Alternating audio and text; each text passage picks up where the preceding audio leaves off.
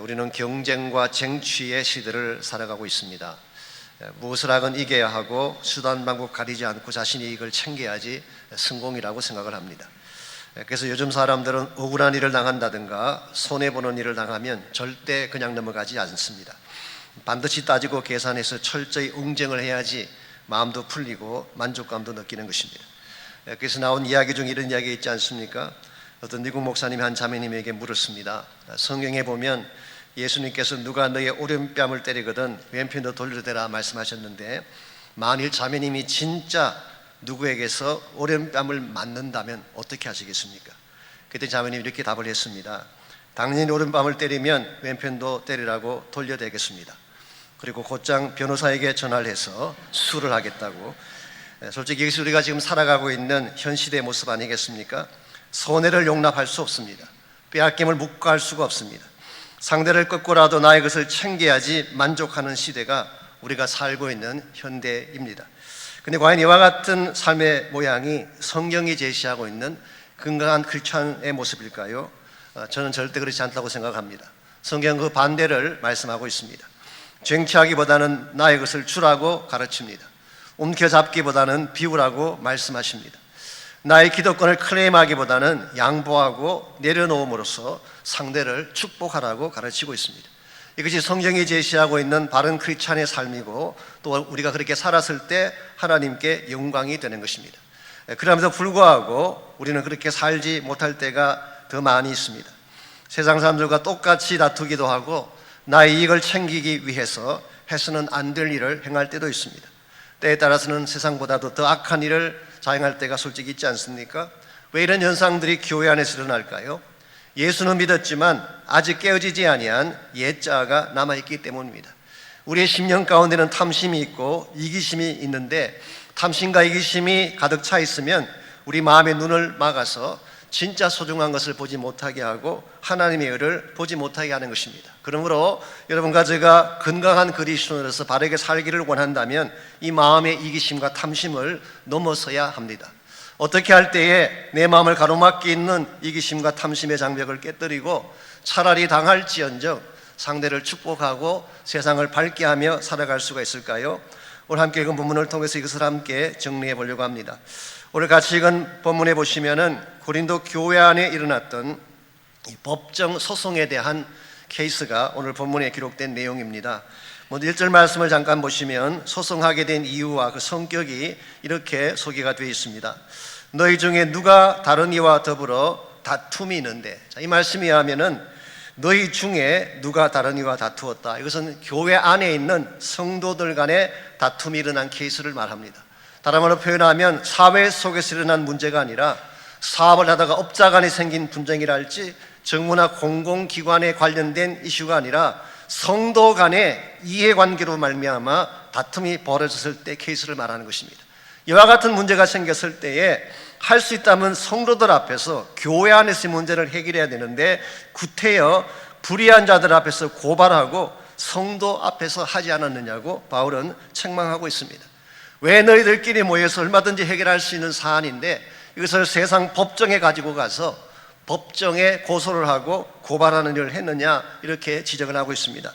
우리 이 말씀을 보는 가운데에 오해를 해서는 안 될 몇 가지 사실이 있습니다. 이 말씀을 성도는 무슨 일이 있어도 법정에 서면 안 된다 그렇게 해석하는 것은 무리입니다. 성도도 얼마든지 법정에 설 수가 있고 리갈 이슈에 걸릴 수도 있는 것입니다.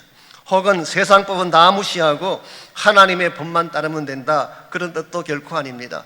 하나님의 법도 당연히 따라야겠지만 세상의 법도 따라야 되는 것입니다. 예컨대 우리가 교회 다닌다고 해서 교통법 안 지키면 되겠어요? 교회 다닌다고 해서 텍스법을 지키지 않으면 되겠습니까? 한국 같은 경우에는 병력법을 지키지 아니하면 정말 어려움을 겪는 형제들이 많지 않습니까? 그건 오늘 이 말씀을 근거로 해서 크리스찬은 법관이나 변호사가 돼서는 안 된다 이렇게 해석한다면 이것은 소위 말하는 어불성설이 되는 것입니다. 크리스찬 가운데도 훌륭한 판사가 많이 계시고 좋은 변호사님들이 많이 계시지 않습니까? 그러므로 이것은 그런 차원의 뜻이 아닙니다. 저는 이 본문을 읽는 가운데에 존 캘빈이 해석했던 해석이 그래도 가장 오늘 본문을 잘 대변한 것이 아닌가 생각합니다. 그럼 이렇게 해석을 했어요. 크리스찬은 하나님의 백성이면서 동시에 세상 국가의 시민이기 때문에 하나님의 법도 순종해야 되지만 세상의 법도 순종을 해야 된다, 그러므로 불가피한 상황에서는 법정에 송사할 수도 있다. 그러나 그것이 최선책은 아니다. 그렇게 해석을 했어요.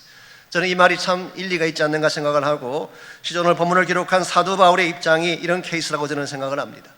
다른 문제가 아니라 성도들 간의 문제요, 또 이해관계에 대한 문제라고 한다면 충분히 교회 안에서 풀 수가 있는데, 이것을 굳이 교회 법정 가지고 간 것은 결단코 최선책이 아니라는 것입니다. 얼마든지 교회 안에서 해결할 수 있는 세상 것보다 더 위대한 사랑의 법이 있지 않습니까? 이익소송보다 더 위대한 비움의 법이 교회 안에 있지 않습니까? 이런 측면에서 여러분과 제가 미국에 살고 있다고 하지만 너무 쉽사리 수를 하고 법정으로 가는 것은 바람직한 케이스가 아니라고 생각합니다. 특별히 자신의 작은 이익을 위해서 법을 덜먹이는 것은 크리스찬으로서 정당하지도 않고 추천할 만하지도 않다고 저는 생각합니다. 과거에 가끔 보게 되면 교회를 상대로 노동법 변호사를 통해 돈을 뜯어가는 케이스가 있었어요. 저는 그때마다 솔직히 그 영혼을 위해서 기도를 했습니다. 과연 그 돈이 축복이 될까? 교회를 상대로 뜯어간 그 돈이 축복이 되겠습니까? 오늘 말씀을 기록한 사도 바울은 너희가 얼마든지 세상 시민이기 때문에 고발할 수도 있고 고소할 수 있겠지만 That's not the best choice. 그것이 최선의 선택은 아니다, 그런 뜻입니다. 그러면서 7절 말씀을 통해서 사도 바울이 정말 추천하기를 원하는 크리스찬 삶의 원리가 나와 있습니다. 7절 말씀, 너희가 피차 고발함으로 너희 가운데 이미 뚜렷한 허물이 있나니 차라리 불의를 당하는 것이 낫지 아니하며 차라리 속는 것이 낫지 아니하냐. 너희들이 법정에 가지고 가서 고발을 했지만 실상은 둘 다 허물만 보일 뿐이다. 그러므로 차라리 불의를 당하고 차라리 속는 것이 낫지 아니하냐. 이 둘을 합쳐서는 한마디로 차라리 당하는 것이 낫지 아니하냐. 오늘 설교 제목이 거기서 나왔습니다. 크리스찬 삶이라고 하는 것은 쟁취하고 빼앗는 것이 아니라 차라리 당할지라도 상대를 축복하고 세우는 삶이 성경이 말하는 크리스찬 삶이라, 그런 뜻입니다.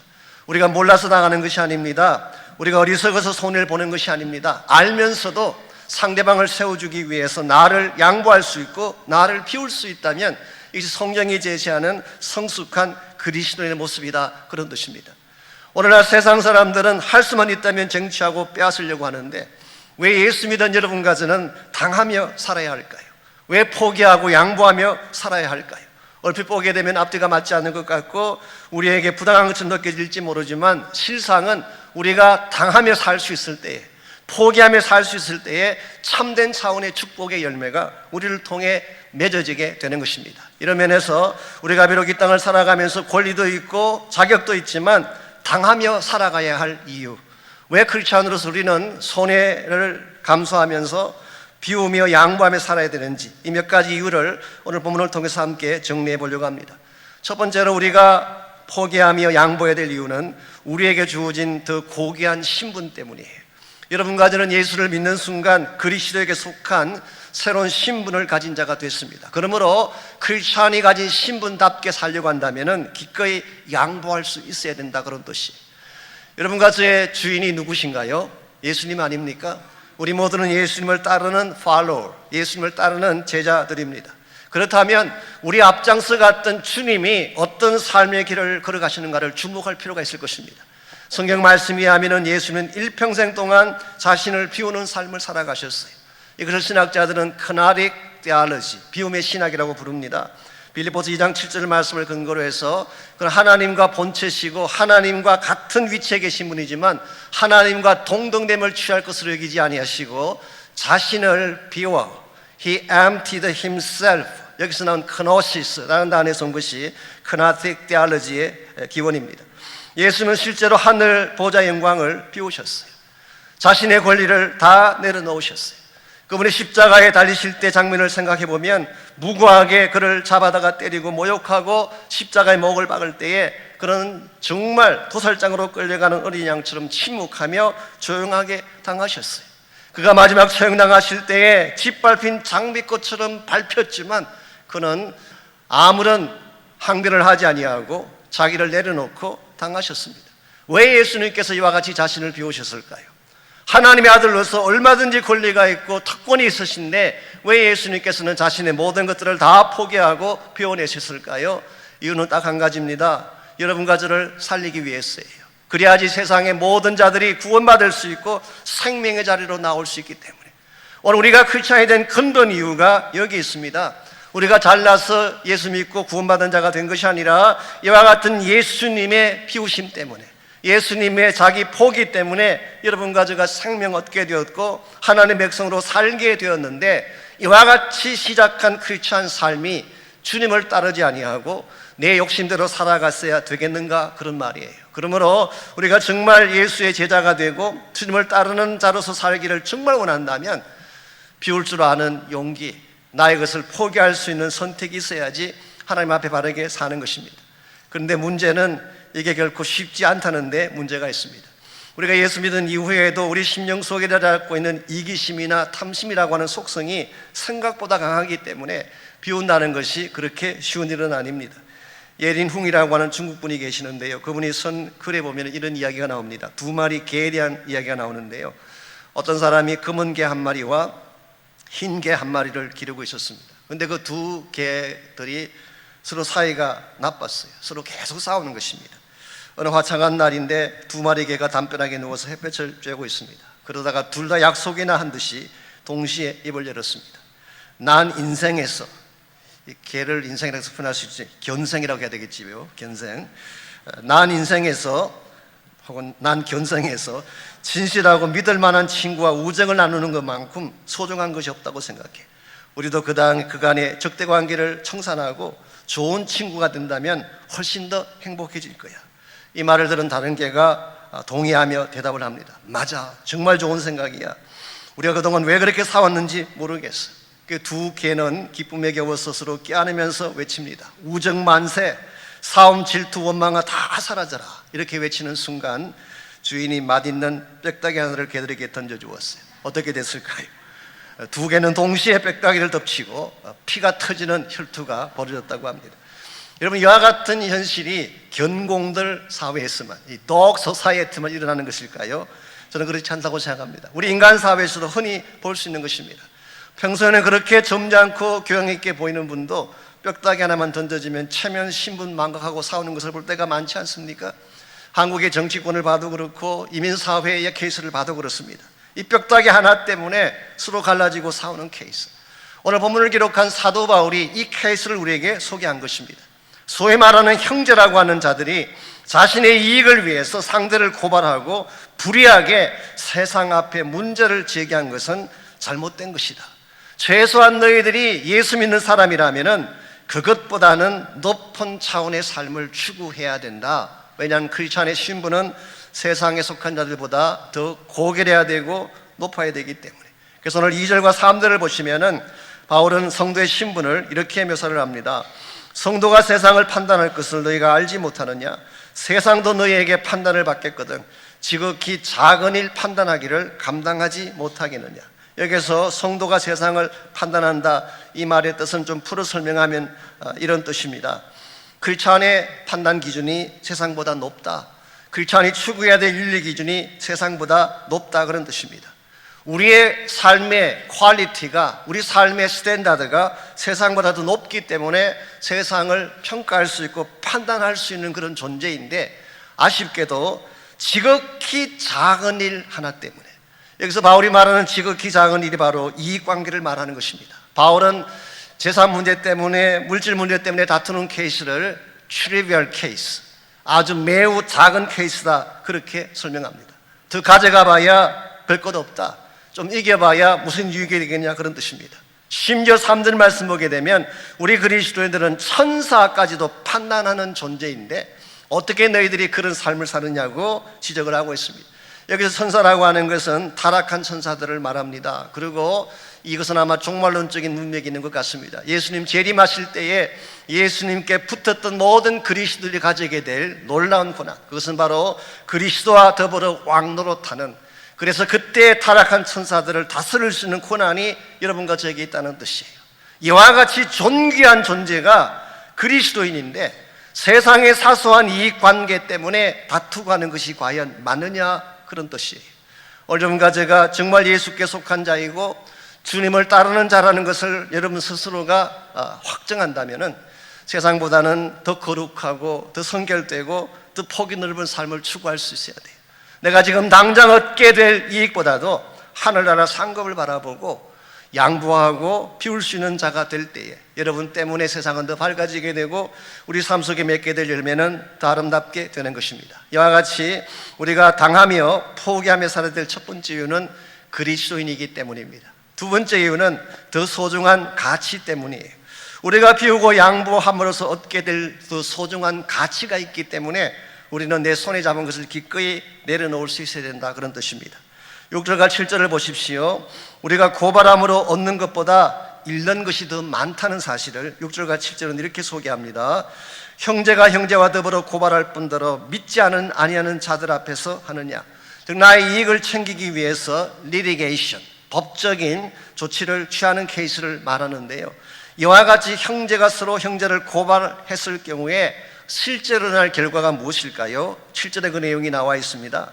너희가 피차 고발함으로 너희 가운데 이미 뚜렷한 허물이 있나니 그랬어요.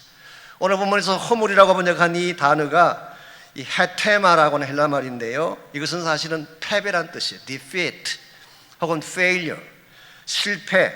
어떤 영어 성경은 loss, 상실이라고 번역을 했어요.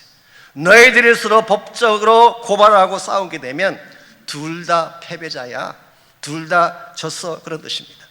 무엇을 얻은 것처럼 보이지만 실제로는 더 소중한 것을 잃게 되기 때문에 바울은 충고한 것입니다. 차라리 속아라, 차라리 당해라.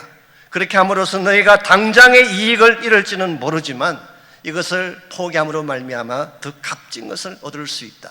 이거는 본문이 말씀하고 있는 메시지의 내용입니다. 여러분, 물질보다 더 소중한 것이 인간성이에요. 인간성 팔아가면서 물질 가지는 것 조심해야 됩니다. 불의한 성공보다 더 값진 것이 깨끗한 패배예요. 차라리 지는 것이 더 정당하고 좋은 것이지 불의하게 성공해서 무슨 영광이 있겠어요. 세상적인 명성을 얻는 것보다도 하나님 앞에 떳떳하게 사는 삶이 훨씬 더 값진 것입니다. 예컨대 여러분 가지가 재물 추구하고 명성 추구하다가 사람 잃게 된다면, 내가 물질 따라다니다가 사랑하는 가족을 상실하게 된다면 과연 그것을 복이라고 말할 수가 있겠어요?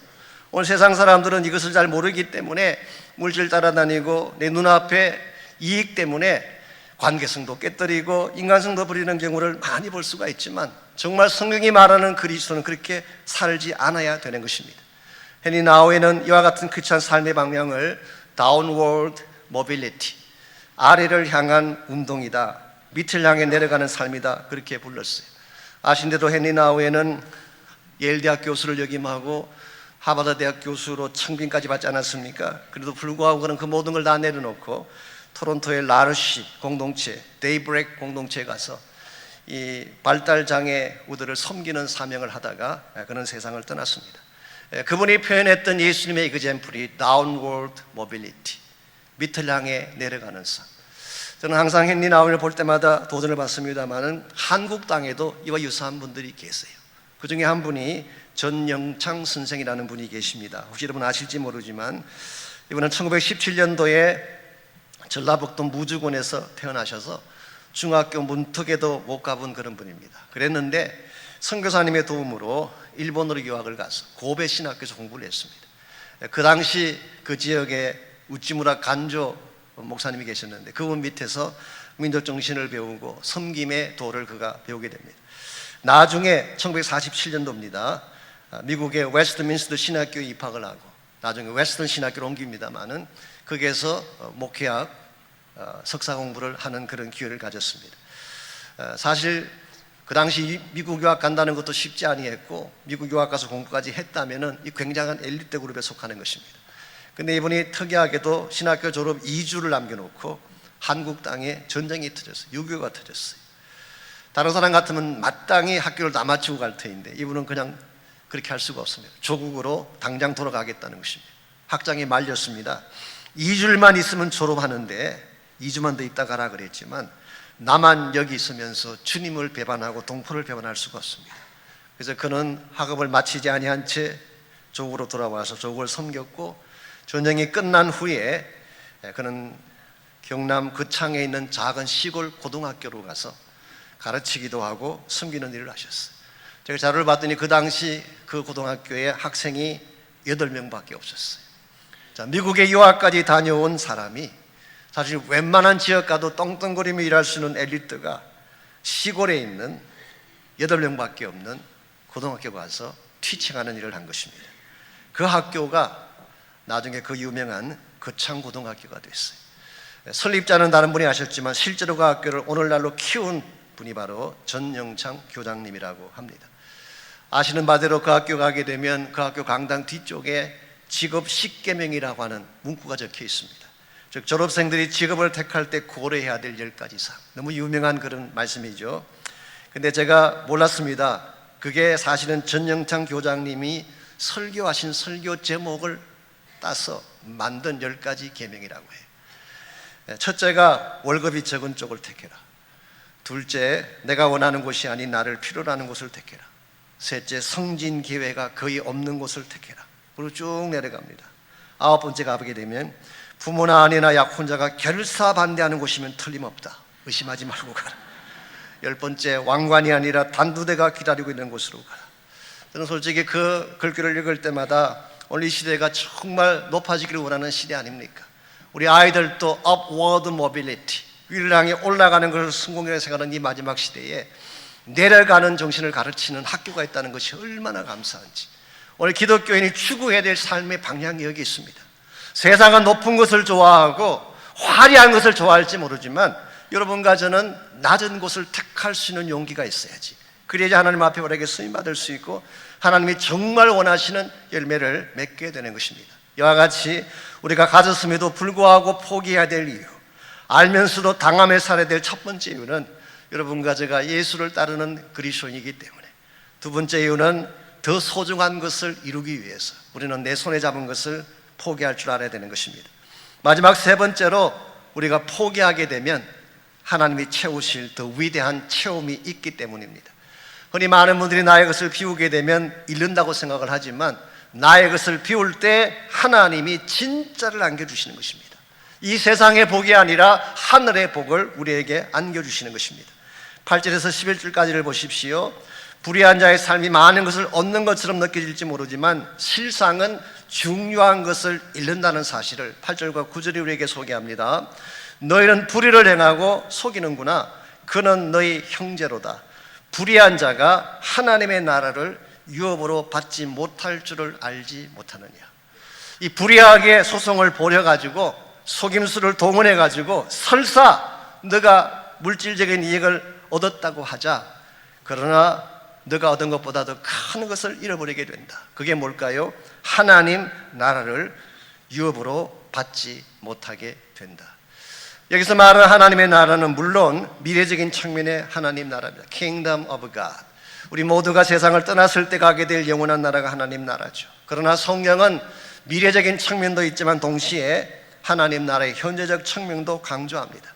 우리가 예수를 믿는 순간 그리스도 안에서 현재 우리가 누리는 축복, 이것도 동일하게 하나님 나라의 복이라고 말합니다. 근데 우리 마음속에 죄사함의 기쁨이 주어지는 것, 평강이 주어지는 것, 내 마음속에 성령께서 임재하셔서 성령의 권세를 누리게 하는 것, 이게 바로 하나님 나라의 임재가 던져주는 복이라고 할 수가 있습니다.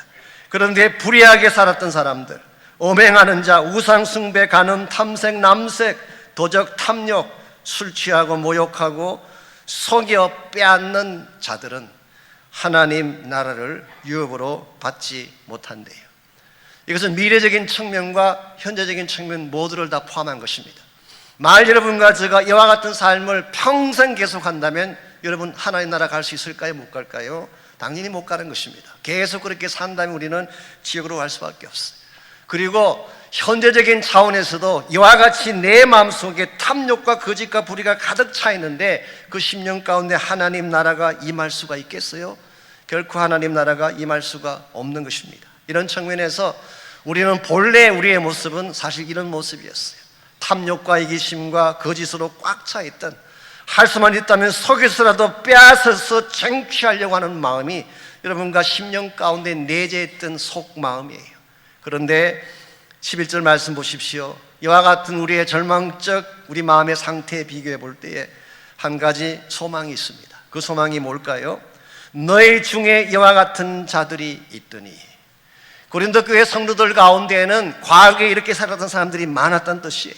불의를 행하고 착취하고 엄행하고 자기 마음대로 살았던 사람들이 많이 있었어요. 그러더니 주 예수 그리스도의 이름과 우리 하나님의 성령 안에서 씻음과 거룩함과 의롭다 하심을 받았느니라. 과거에 너희들이 그렇게 살았지만, 불의한 가운데 살고 탐욕 가운데 살아왔지만 무엇을 통하여 씻음받고 거룩하게 되고 의롭게 되었다는 뜻입니까? 두 가지를 통하여서, 그리스도의 이름으로 말미암아, through the name of Jesus Christ. 두 번째는 성령 안에서, in the power of the Holy Spirit. 이 두 가지가 우리 마음속에 있는 모든 탐심과 죄성을 씻어내고 우리 심령을 새롭게 하는 힘이다, 그렇게 말씀드릴 수가 있습니다. 오늘 우리 마음속에 세상이 임하기보다 하나님의 나라가 임하기를 원치 아니하는가요? 내 마음이 하나님 나라로 꽉 차게 된다면 얼마나 내 마음이 충만하고 기쁘겠어요. 우리의 심령 가운데에 하나님의 나라가 임하려면 반드시 예수 그리스도의 이름을 믿어야 돼요. 이것 없이는 하나님 나라를 경험할 수가 없습니다. 근데 여기서 끝나면 안 됩니다. 내가 그리스도의 이름으로 죄 씻음 받고 의롭게 되지만 그 다음 단계가 성령 안에서 날마다 새롭게 됨을 경험해야지 여러분이 하나님 나라 백성답게 여러분의 심령 가운데 하나님 나라가 임하는 것을 경험하며 살 수가 있는 것입니다. 우리가 예수 믿은 이후에도 솔직히 말씀드리면 하나님 나라를 경험하며 사는 분들도 계시고 그렇지 못한 분도 계세요. 그 모양을 보게 되면 천국 백성처럼 보이는데 실제 삶의 내용을 들여다보게 되면 전혀 천국 백성답지 못하게 수많은 고통과 탐욕과 깨어짐 속에 살아가는 분들을 우리 흔히 만날 수가 있어요. 이유가 뭘까요? 나를 내려놓지 않았기 때문에. 내 안에 있는 세상을 내려놓을 때 하나님 나라가 임하는 거예요.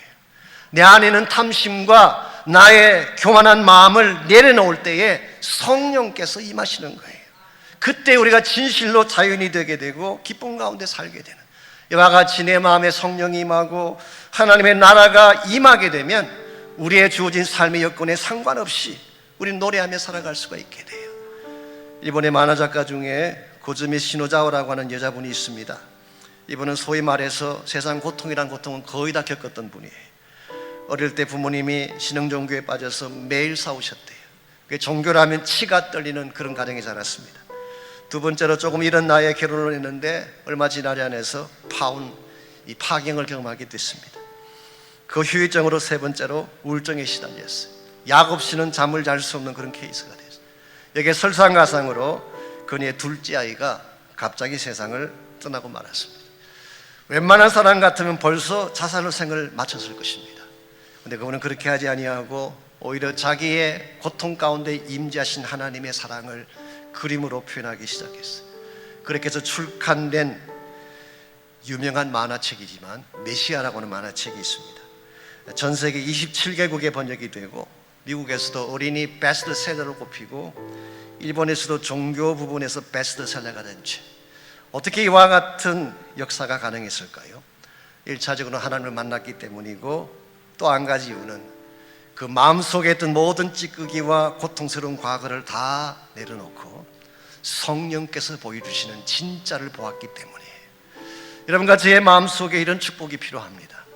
세상적인 것을 아무리 많이 가져도 행복할 수 없어요. 이 세상에는 모든 물질을 내가 다 소유하고 모든 권세를 다 가진다고 할지라도 우리의 마음은 결코 채워지지가 않습니다. 근데 오히려 나의 욕심을 내려놓고 세상적인 탐심을 내려놓고 내 안에 하나님 나라가 임하게 할 때에 세상이 줄 수 없는 기쁨이 나의 마음을 가득 채우게 되고 진정한 차원의 비전과 꿈을 가지고 살 수 있게 되는 것입니다. 이런 면에서 우리가 나를 비우는 삶을 사는 것 굉장히 중요한 삶이고, 나를 비워낼 때 실제로 하나님의 나라가 임하고 성령이 임하고 그때 여러분과 제가 그리스도인다운 바른 삶을 살 수 있게 되는 것입니다. 이 시간 여러분의 마음속에 어떠한 생각들이 꽉 차 있는지 한번 점검해 보시고, 이것이 만일 탐욕이나 이기심이라면은, 본 과거의 상처나 선불이나 정오심이라면은 이 모든 것들을 하나님께 다 토해내고 나의 심령 한가운데에 성령님 강력하게 임재하시도록 기도하시기를 바랍니다. 이제 8월부터 시작될 중보기도 축제가 이것을 누리기 위한 축제라고 말할 수가 있습니다. 우리 모두에게는 마음의 찌꺼기도 있고 욕망도 있고 육신의 고통과 질병도 있습니다.